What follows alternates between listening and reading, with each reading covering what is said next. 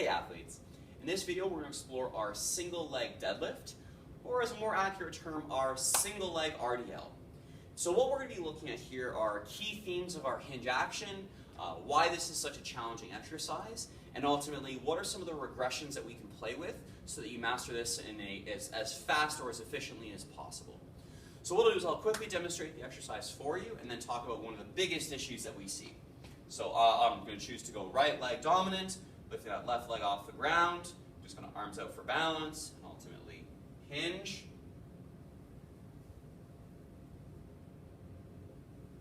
Come back up, and I'll do one more.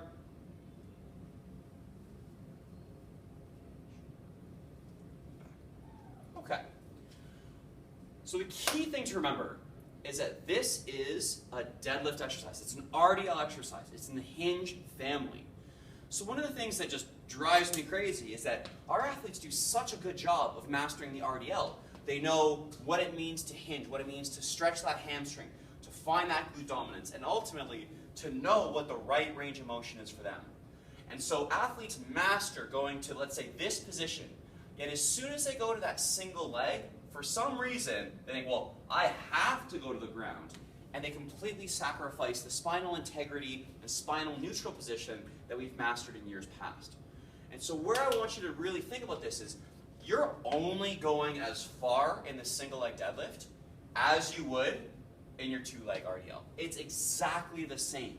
Your pelvis can only rotate so far. Your hamstrings can only give so much. It is the exact same range of motion. And so regardless of the weight, whether it's body weight, whether it's a dumbbell, kettlebell, barbell, whatever it happens to be, that you need to consider what is the range of my hip musculature, how far can I go to get that effective action before I immediately transition to the upward phase. So really, really keep that in mind, that the neutral spine is the most important piece. In terms of secondary technique, it falls into all the same RDL cues that we've used before. So we won't go too far into it right now because you would have already practiced and mastered it and feel confident with those ideas. But generally, just remember a slight knee bend. We're continuing to push those hips back, search for that hamstring stretch, and then ultimately when we get to the bottom position, we're very conscious about using that glute to dominate that ascent, to drive us back up to a standing position, and we do want to finish that lockout into the fully vertical spinal position. Now, early on, the biggest challenge with what I see with many athletes is as they start to do this, there is a ton of wobbling. And I think it's not always discussed that a single leg deadlift truly is a balance exercise. If you think about the balance exercises that you've completed up to this point, this would very likely represent a pretty significant progression. You're moving more segments in space. There's more moving pieces, and you're now folding. So your head is moving into a larger position in space. And so for those that are truly struggling with the balance aspect, what I would have you do is either airplane arms, so going wide as a base of support or a base of control, or even just getting something in the environment for like a single finger of support. So as you're kind of learning the exercise, kind of featherweight through here, it's there for you, and essentially just going, okay, yep, catching myself, I'm good, master that range, and then coming back up. And over time, you can remove that support, whether it's rep by rep, you're pressing less against that, or you're going from a few supported reps to a few airplane reps to a few kind of close handle positions. That's absolutely okay.